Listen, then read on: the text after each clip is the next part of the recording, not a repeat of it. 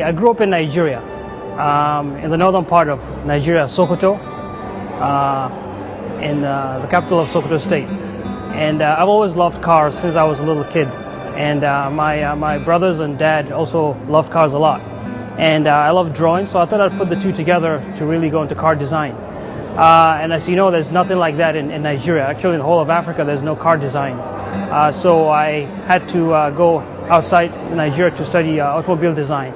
When he arrived in the USA, Jelani Aliyu, like many newcomers to a different country, had some challenges. The hardest thing, I think, was the weather. Especially, I came in the middle of January.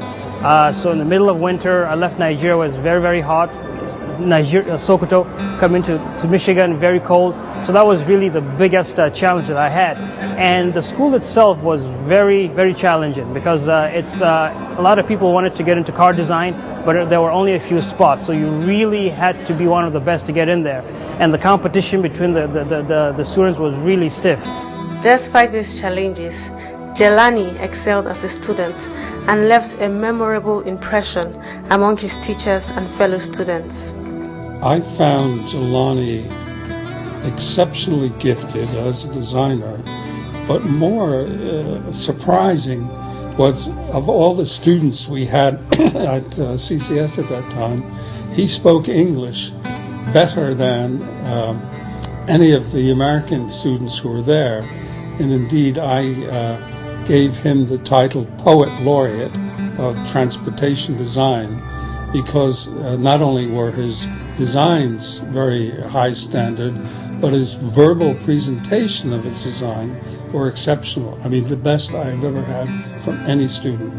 He always asked the question that was the most searching and that had the most profound consequences. Other students would ask questions like,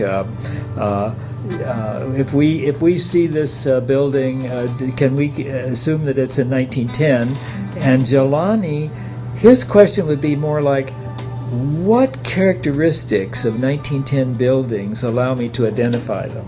You see, there's a greater depth and a greater searching on his part than most of my students. And the other students, I think, it elevated the class as a whole because of that. Upon graduating from college, Jelani was hired by General Motors as a car designer.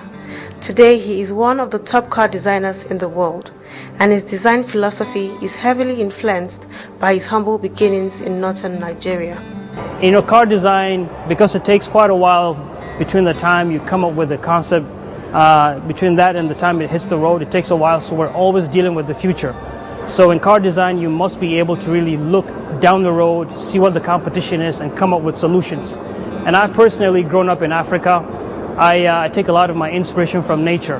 And I try to pull from that and put into my designs. For example, you know, when you look at planet Earth, you see that we live on a truly magical planet. It's a gigantic orb of light hurtling through space. Everywhere we look around us, we're surrounded by wonders of our natural world. From the tiny leaf, only fractions of a millimeter thick, and yet highly efficient factory, to the amazing sea rays that glide within the deep waters of the Atlantic. Planet Earth is a perfect balance of beauty and practicality.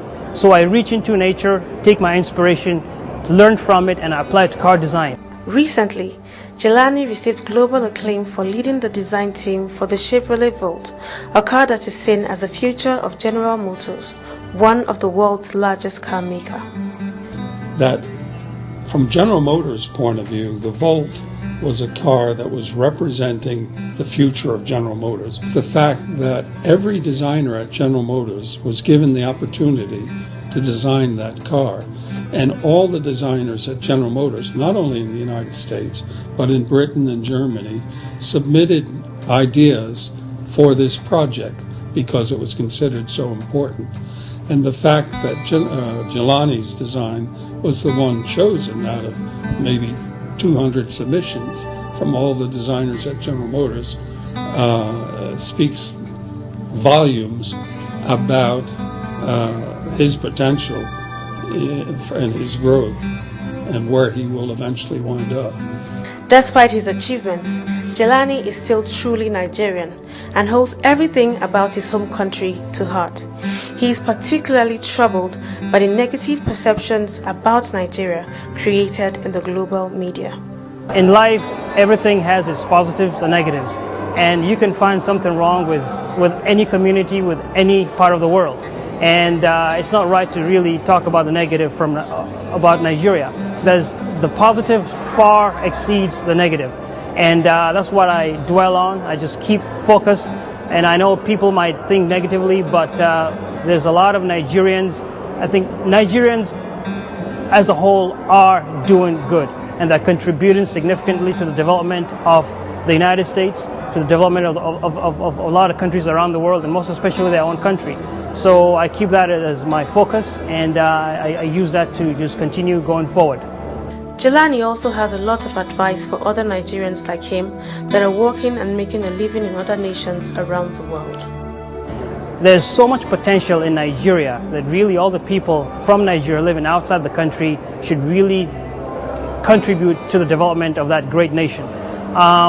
It's great, to live outside and make a living, but I think there's a if I could say spiritual call to really contribute to our roots.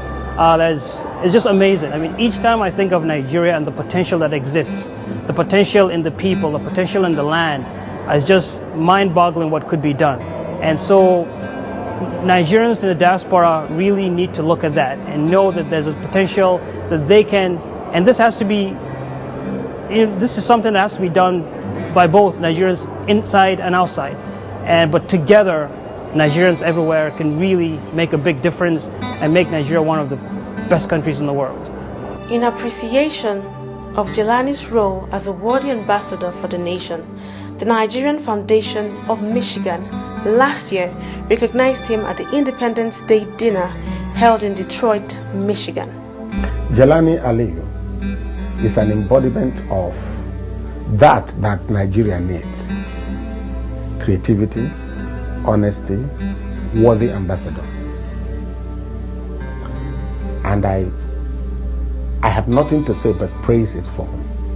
Today, Jelani is living his dream and has some advice for young Nigerians who dream of someday being at the top of their professions. It reminds me of many years ago when I had a dream myself, and a lot of people said, no, you just can't do that. We don't even make cars in Nigeria. Why do you want to become a car designer? But I had a big dream. I had the passion, and I know that nothing is impossible.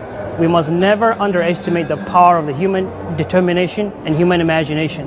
When we see a young kid beginning to excel, beginning to have interest in something, it is up to the community and the parents to really help that person try to nurture that gift so that they can get better and better. But the biggest thing is never to lose hope and to really believe in your imagination and really go for what you want to do.